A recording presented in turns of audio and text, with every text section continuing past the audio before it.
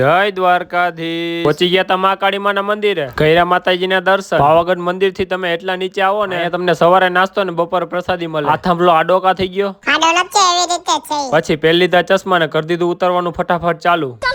ઉતરતી વખતે બહુ મજા આવે. પાવાગઢ માં નકરી તમને તુફાન જ જોવા મળે. અહીંથી નીચે ઉતરવું એટલે બહુ ડેન્જર છે.